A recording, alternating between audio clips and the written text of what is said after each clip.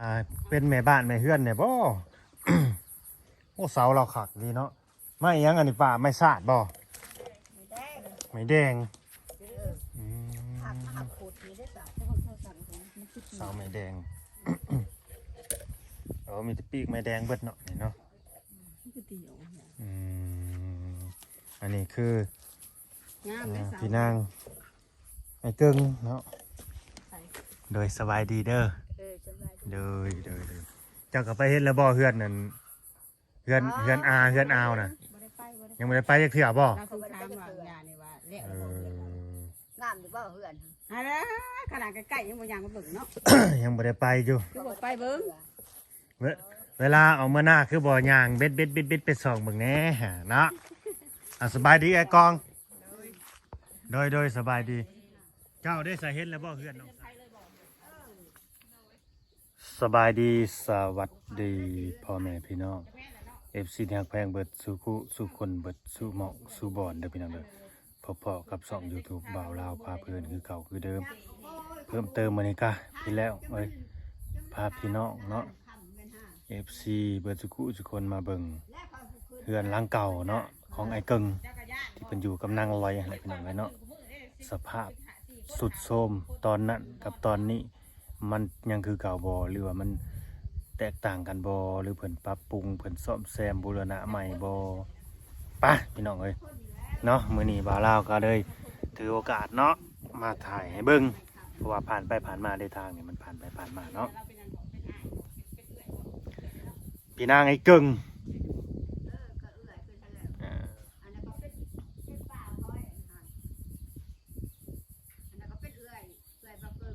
อันนั้นก็เอื้อยไอ้กึ่งอีกเป็นเอื้อยผัวเจ้าอีกอันนั้นน่ะโอ้เอื้อยกองนี่เอื้อยกองบ่กองมานี่ผู้สาวโสดรุ่นใหญ่นี่ผมมีผู้ใดอยากได้ไปเป็นแม่บ้านแม่เฮือนเนี่ยบ่ โอ้เสาเราขักดีเนาะไม่ยังอันนี้ป่าไม่สาดบ่ไม่แดงเสาไม่แดง มีแต่ปีกไม่แดงเบิดเนาะนี่เนาะอันนี้คือพี่นางไอ้กึ่งเนาะโดยสบายดีเด้อโดยเจ้าก็ไปเฮ็ดแล้วบ่เฮือนนั่นเฮือนเฮือนอาวน่ะยังไม่ได้ไปจักเทื่อบ่เราคือถามว่าญานี่ว่าเลี้ยงงามอยู่บ่เฮือน อะไรขนาดใกล้ๆยังบ่ยังมาเบิ่งเนาะ ยังไม่ได้ไปอยู่ คือบ่ไปเบิ่ง เวลาเอามาหน้าคือบ่ย่างเบ็ดไปส่องเบิ่งแหน่เนาะสบายดีไอ้กองโดยสบายดีเจ้าได้สาเฮ็ดแล้วบ่เฮือนน้องทรายจ้ะน่ะไปเฮ็ดแล้วไปเฮ็ดจักเทื่อแล้ว2 เทื่อ 3 เทื่อนี่แหละไปเล่นน้ำร้านบ่โดยงามอยู่บ่ไอ้กองเจ้าว่างามบ่งามอยู่งามเนาะก็งามแล้วเฮ้ยเนาะเฮือนใหม่เนาะโดยมันก็เครื่องใหม่เบิดใหม่ทุกอย่างหั่นละนี่เด้พี่น้องเอ้ยตัดมาที่เฮือนเก่าเพิ่นมันก็มันยาเซ่เลยได้เจ้าหยกขึ้นแล้ว ยาเซ่แล้วมันเมื่อยเซ่เลยเนาะป้าเนาะมันเมื่อยเซ่แล้ว จักมันเซมาจากปี มันเมื่อยเซ่แล้วเพิ่นดันขึ้นเพิ่นยกขึ้นเพิ่นว่า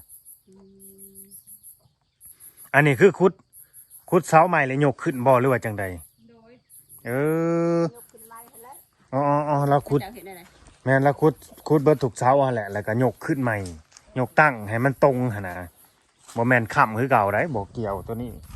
อันนี้คือพี่มือไอ้เกิ่งคือค้ำตั้งแต่ไอ้เกิงเพิ่นค้ำพุ่นน่ะนี่ ทำ2ใหม่อันนี้ แต่ว่าแล้วยกขึ้นนี่คือได้ขุดเสาเบิดน่ะยกขึ้น ขุดเสาแล้วก็ยกมาแบบนี้บ่ อันนี้หัวคันไดเก่าซุเพิ่นน่ะบ่นี่แหละหัวคันไดที่นางลอยเที่ยวขึ้นเที่ยวลงไม่ในไสก็จะว่ามันขาดเบิดน่ะดิแต่มันบ่ฮักน่ะบ่ไม่อันนี้บ่ถูกบ่ดูเด้อทองมือเด้อจังหน่อยเด้อ ขึ้นไปเด้อฮักเด้อนี่น่ะนี่พี่น้องเอ้ยนี่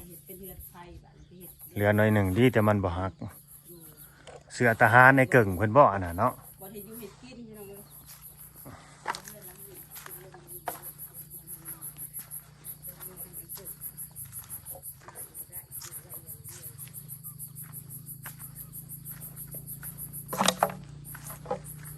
นี่แหละพี่น้องเอ้ยมันก็ตรงกับอันนี้ถ้าว่าสิซ่อมแซมก็ได้อยู่เนาะมั่งสังกะสีลงแล้วก็ใส่ไม้เปลี่ยนสังกะสีใหม่ซ่อมแซมแล้วก็ยังอยู่ได้อีกอยู่มันก็อยู่ได้อีกมันอยู่ได้อีกหลายปีอยู่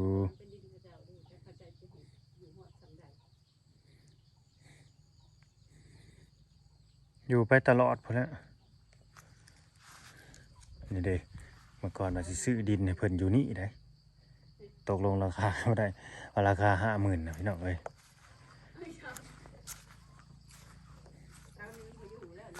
มันรุดออกแล้วบ่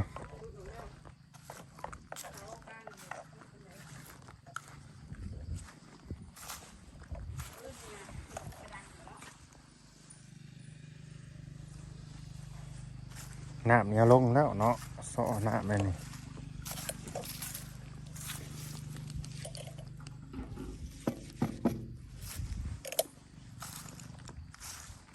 หลายคนก็ว่า FC เขาเจ้าบ่ฮู้เนาะเขาเจ้าก็มาคอมเมนต์แหล้วเฮ้ยว่าคือบ่มั่างไปเฮ็ดเฮือนครัวอย่างซั่นอย่างซี่มันมั่างบ่ได้นะป่าเนาะสิไปมั่างได้เฮือนกบเฮือนเข้าเพิ่นเฮือนมูล แล้วสิบางใด สิเอา แม่นสิมั่างบ่ได้แล้วเพราะว่า งานบ่ได้แล้ว จะ เลือดคั่ว สิเฮ็ดเฮือนครัว กี่ปุ๊กเพื่อนเอาเท่าทีแล้วก็ทีเลือดคั่ว สิต่อมาจากเสานี่3บ่ สามเท้า คิดสิเฮ็ดเองบ่ นี่ต่อเพื่อนใหญ่นี่นะ โอ้ต่อออกคือกันทั้งผู้บ่ ต่อเพื่อนใหญ่นี่ อ๋อต่อเอาว่าง่ายซะต่อมาอีกห้องหนึ่งเนาะทางนั้นเป็นเฮือนใหญ่เลยอืม ต่อให้แบบว่าบ่ต้องลงคันไดเนาะบัดนี้แบบย่างก็ไปเพื่อนหลังนี้เลยแม่นบ่ไปขี้ไผเลยอืมแล้วก็สิมางพาตัวนี้ออกไปจ้ะ อันนี้ก็ พานี่เจ้าออกพาทาง จั นี้ บหมางบ่หมางเลยนะฮะจับ เห็ดเป็นขี้ไผ่บ่ปะนี่ เอามันจังสิย่างไปหากันได้เด้มางพาเดี๋ยวมันเอาต่อมาแล้วก็เอาพานี่ออกทางนี้บ่แม่นบ่แล้วก็ย่างไปเลยบัดย่างไปย่างมา ไปอย่างมากแล้ว เสาไม้แดงนี่คักเนาะอ้าย เสา เพิ่น เท่าไรเอ็นนะคักได้เสา ไม้ในหน้าเจ้าของบ่ โอ้ มาเองนี่แหละ เราเห็ดคักเนาะ มันก็ได้คักมันขุด ไม้เจ้าของเองห่วยอันนั้นก็สิเป็นพื้นดังไผ่หนึ่งเข่าตี้สะกอง อยู่แล้วเนาะ เป็นพื้นหนึ่งเข่าตี้ไม้ซ่านไม้หยังเพิ่นน่ะของมันผุ พังหมดเลย มันผุมันเปื่อยก็ว่า เห็นพระเจ้าคืนเขาก็ยังขืนยาน เนาะ ขึ้นย่านอยู่บ่ ยานมันจะเจ็บแหละ ขนาดใหม่ๆกับย่านอยู่เพราะขึ้นกูมือแล้วมันก็ชิ้นแล้วมันก็สิบ่เป็นหยังดอก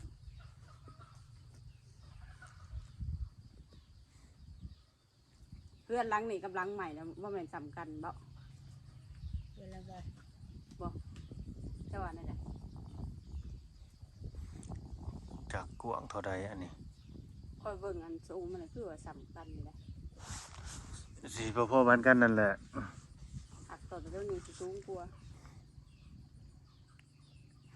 หักย่อขึ้นดีๆทีมันเห็ดเร็วเสี้ยวนี่เนาะคือมันสิลงนี่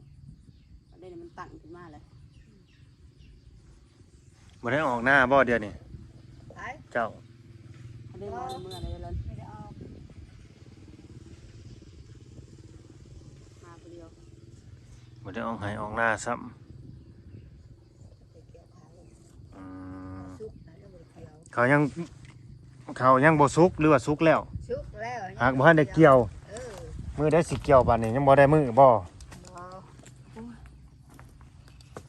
ยังบ่ได้มื้อได้ยามอยู่ ยังบ่แก่บ่เขา เขาเลยมันเลื่อมไปไหล บัดเกี่ยวข้าวนี่ไปนอนหน้าบ่ป้าไปนอนหน้าบ่ ไม่ได้นอนดอก ฝนบ่ได้ตกสิอยู่บ้านนะฝนตกแต่เมื่อคืนเนี่ย ฮะ อยู่บ้านนะฝนตกเมื่อคืน เพิ่นต้องแห้งบ่ อ้าวต้องลมของฝน ป่านางลอย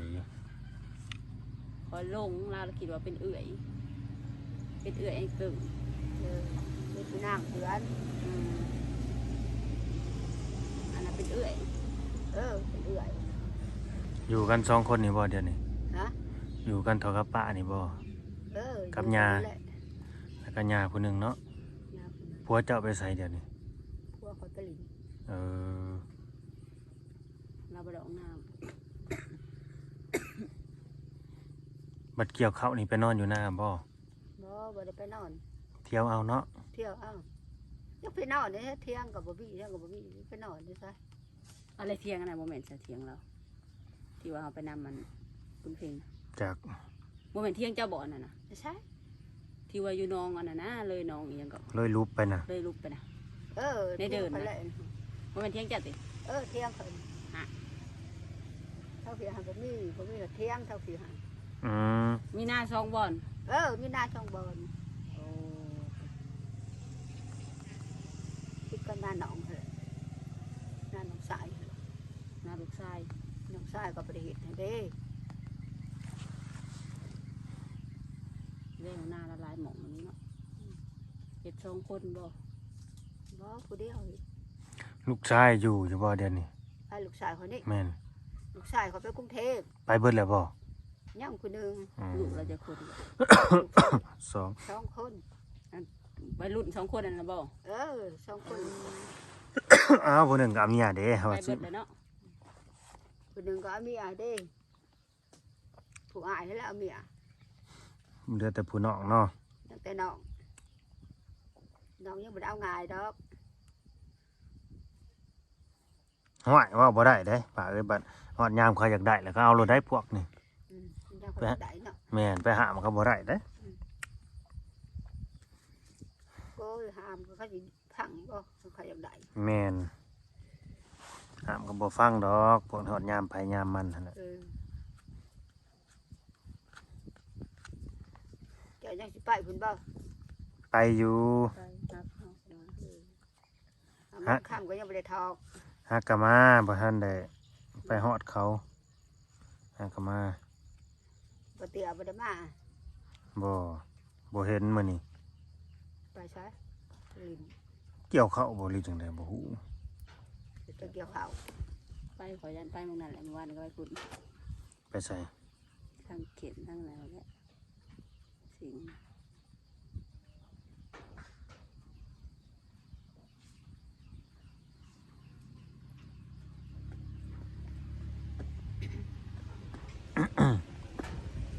เสาอันนี้นะยังดีเบัดเนาะ เช้าให้ยังดีอยู่เช้าหั่น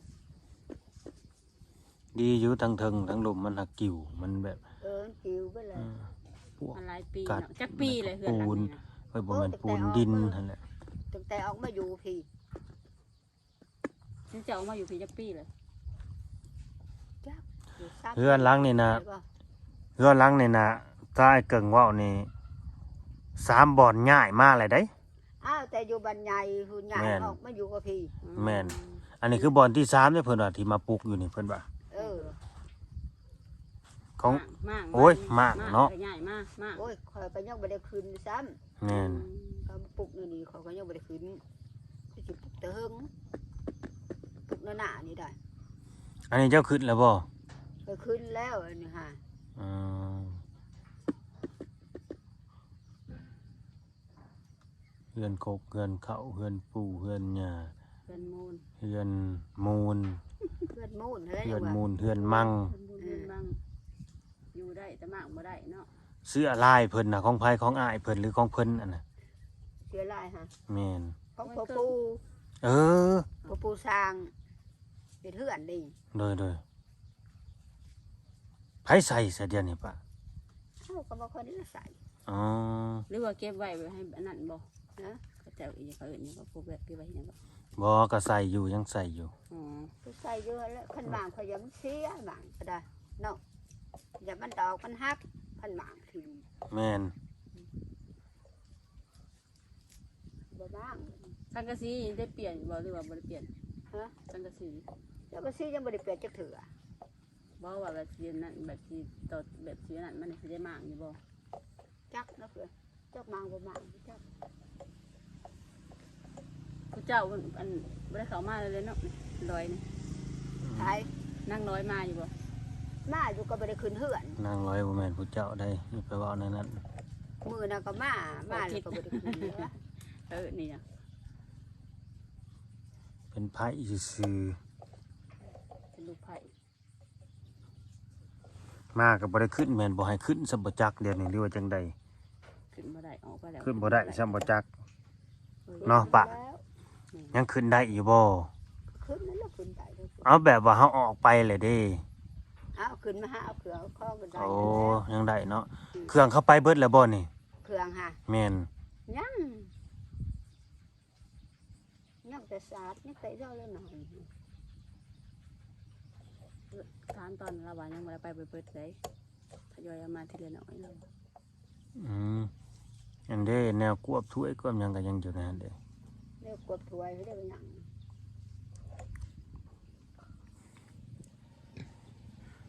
บ่เงียบบ่เข้าไปเบิดเลยลูกหลานไปอยู่บ่เบิดแล้วบ่เงียบบ่อยู่นี่ บ่ได้เหยียบดอก บ่เงียบบ่ มาลินน้ โอ้บ่ได้ยินเสียงหลานน้อยเจียวๆจ้าวๆเลยเนาะ ำบ่ได้ยิน บ่ได้ยินเสียงเด็กน้อยไห้เลยเนาะ สมอยเขา สม ไม่ อย สมอยนี่ฮะ ตื่นมาสมอยคำมาสมอยอยู่แล้ว เออ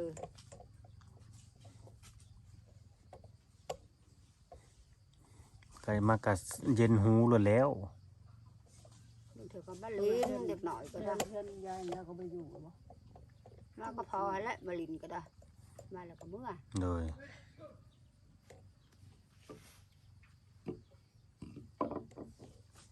ดีอ้ายเพิ่น ใช่ จากละสื่อหยังก็อ้ายหยังก็อ้ายไอ้เกิ่งน่ะนะละสื่อหยังก็ป้า ชื่อแก้ว ไอ้แก้ว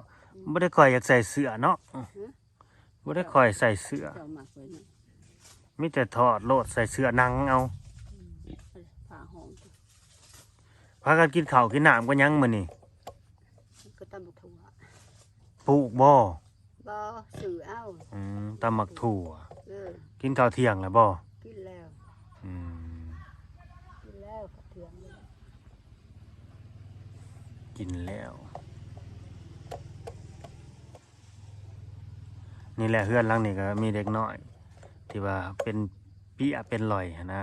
เอาเป็นเปียแต่ยังหน่อยเนาะ ก็เคยไปถ่ายเขาอยู่พี่น้องเอ้ยแต่ว่าบ่มีการช่วยเหลือในครอบครัวนี่เป็นแต่ยังน้อย เป็นแต่ยังหน่อย เพิ่นก็อีต้นดูหน่อยเด้อ แต่ออกมาใหม่พุ่นเนาะ แม่น เป็นเปียเป็นลอย ก็แต่ว่าพ่อแม่ปู่ย่าเขาก็สิมีเงินแหน่จักหน้อยหั่นแหละเนาะมีงัวมีควายหลายแหน่นั่นนี่นะ ถ้าไปรักษา พ มั วน ก สิ แล้วนะคะ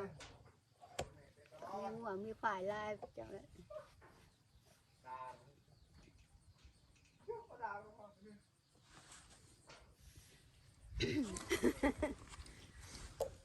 เราแต่เจ้าบ่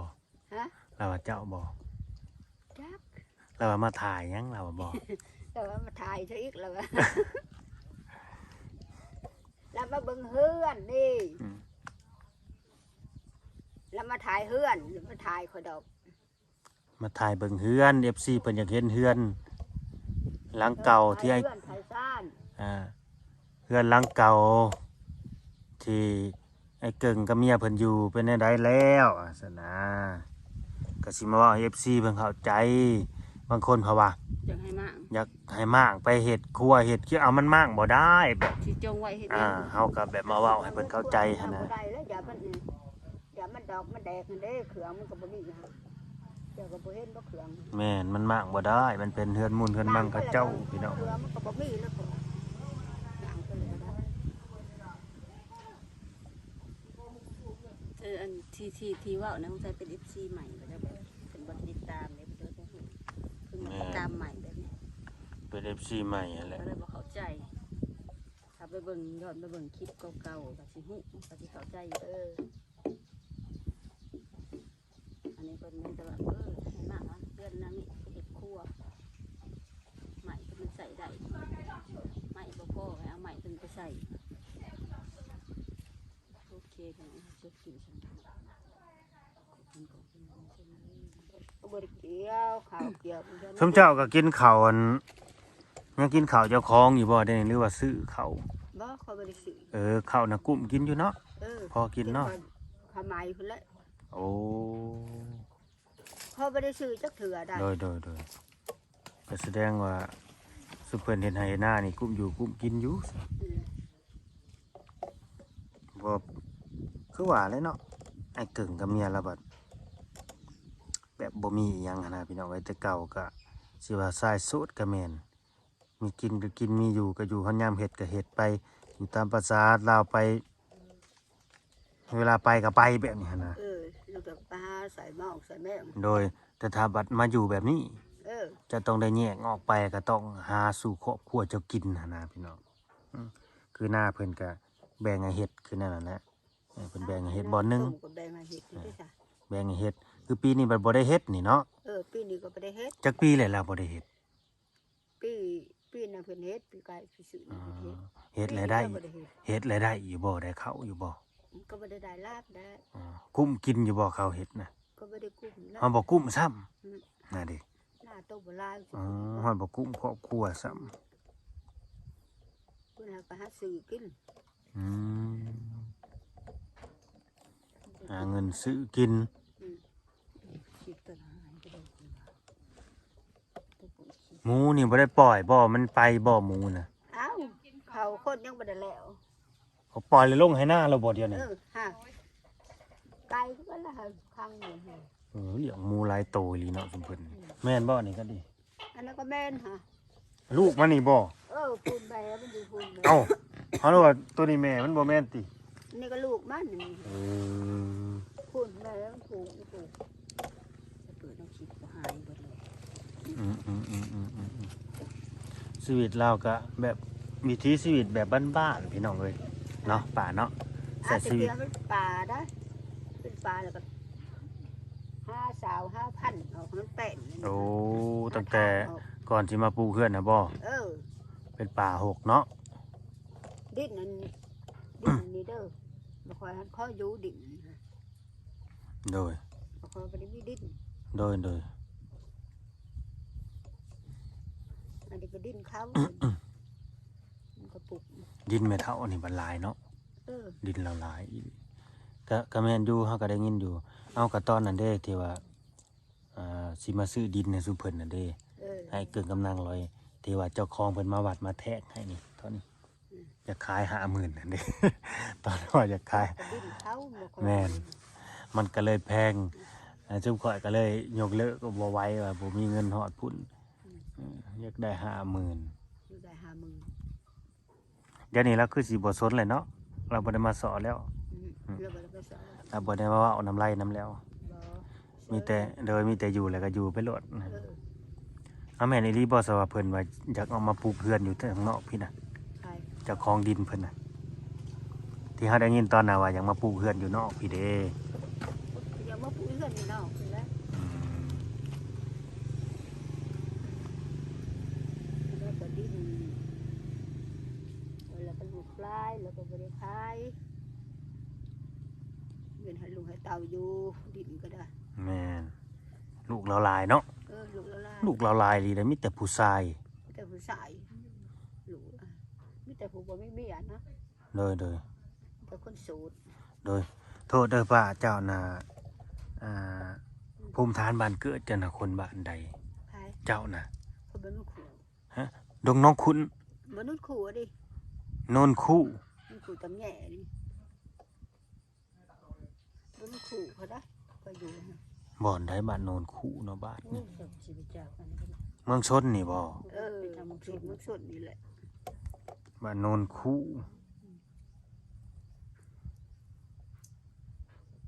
เฮาบ่ฮู้ซ้ำพี่น้องไอ้บ้านลาวบ่ฮู้ซ้ำ เนี่ยถ่ายแล้วมันเป็นแบบนี้ พี่น้องเอ้ย เจ้ามาทั้งได้สักหรือมา ถ้ามาทางบ้านตาแล้วก็เข้าข้ามปาแหนนี่เด้ อืม ก็มาทางข้ามปาแหนนี่เด้ซึ่งก็เฮ็ดใหม่เด้ เอา อาจจะว่าบ้านทางบ้าน ก็บ่ได้มาทางบ้านดอนแดงนะถ้าบ้านดอนแดงมันสิเข้ามาบ้านอัน บ้านทางขับปะแน่พี่ โดยคำสิเข้ามาทางบ้านพนขอนมันสิเข้าเมืองชนก่อนตามมาทางนั้นทางบัดลัดมาทางนี้มันสิเข้าคำปะแหนแล้วก็ทะลุออกมานี่เลย คือคนถามมันเมาเด้อ แม่นมันมอถ้ามาทางนี้นะมอถ้าสิไปเมืองชนเนี่ยต้องเข้าทางพุทธมันจังมออ่าอืม ก็ทางบ้านคือมันใกล้ แม่นป้าน่ะบ่เคยมีผัวเลยเนาะ บ่มีผัว โดย เราบ่มีผัว แล้วก็บ่มีผู้บอกผู้บ่าวมาล้มมาแซวแล้วบ่เออ ผู้บ่าวมาแต่เสียกว่าผู้บ่าว แล้วพี่น้องแบบว่าคนก็นับมือเฒ่านับมือแก่แหละเนาะมันก็หายากแล้วเรื่องมีครอบครัว อยู่นำแม่คนสูตร โดย แม่ก็เพิ่นหุ่น เฮาก็สิได้จบคลิปไว้สำนี้แหละพี่น้องเอ้ยเนาะ เ ให้ทางจังได๋ก็ให้ทางป้าเพิ่นอยู่ดีมีแห้งเด้อป้าเด้ออายุมั่นคนยืนเนาะลูกชายก็ไปหาเงินหาค่ำก็ให้ได้เงินได้ค่ำหลายๆเนาะให้เขา ไปหาเงินหาคำ โดยให้เขาค้ำเขาคูณลูกชายเจ้าก็ดิเนาะผู้อยู่ผู้ไปหั่นแหละ ร้านละ2คนลูก อ๋อ ลูกก็มีอะไร โดย เมียก็ยังบ่ได้แต่งเดือน12นี่แหละ แต่งแพงอยู่บ่สิแต่งลูกไผนะจักล้านเขาเอิ้นมานะ แพง แพงบ่หาว่าพื้นแต่งลูกไผแล้วเกาหัวรถบ้าน เอาละโอ้ย ว่าแพงแล้วเกาหัวรถเนาะ อ่าแพงอยู่บ่แถวนี้ก็คือว่าเขาเจ้าแต่งกันทึกๆหนึงฮอดอยู่บ่20ล้าน จักตัว อืม ยังบ่ได้ทอกเพื่อนทอกกิน เอาก็บ่ทันตอกแล้วเนาะเฮาก็ฮอดมื้อมันพุ่นแหล้วถ้าบ่ทันนั้นฮอดมื้อมันมื้อคอพุ่นแล้วจังถอกกันแต่ว่าเขาไปเฮ็ดเวียกอยู่นำกันเนาะเดี๋ยวนี้เนาะ อ๋อไปผู้เดียว เอา เมียก็อยู่บ้านพุ่นแล้ว เมียบัดอยู่บ้านบัดผัวบัดไป ทำงานหาเงิน มีบัตรก็ไปนำกัน โดย ก็เขาบ่ให้ไปนำกันพี่น้องเอ้ยกันไปนำกันบัดถ้าเฮาได้ยินมาแบบว่าจนว่าบัดสิว่าเงินนอกแต่งนอกนั่นนี่บัดอย่านะครับไปหาเงินซอยกันเนี่ยนี่หั้นนะก็เลยให้ทางผู้บ่าวนี่แหละ หรือว่าผัวนี่แหละไปหามาแต่ง ไปหามาแต่ เพิ่นเว้าแนวนั้นอันนี้ก็ตามที่เฮาได้ยินมา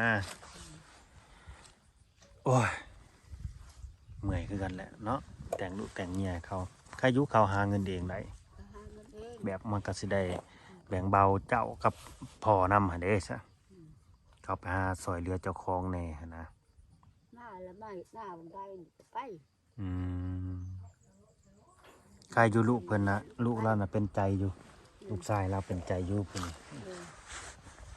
ขนาดในกึ่งยังย่องมอนี่ไปหาเงินได้ว่าซั่นยังย่องล้านเลยเฮาก็สิได้จบคลิปไว้ซ้ำนี่เนาะพี่น้องเนาะบ่ได้เห็นภาพนี่แต่หึงเลยบ่ได้เข้ามาหลายเดือนเติบแล้ว เข้ามามันก็ตามมาเปลี่ยนแปลงบ่เพิ่นก็ตั้งให้มันสื่อกว่าเก่าเนาะคือซ่านนี่แล้วก็มางลงโดยมาบัดนี้บัดเทือนดีละบาทนี่หมูตัวนี้คันขายนี่ขายเท่าใดนี่ป้านี่จักล้านฮอดแสนบ่นี่ฮอดบ่500,000นี่อุดสบายดีพี่น้อง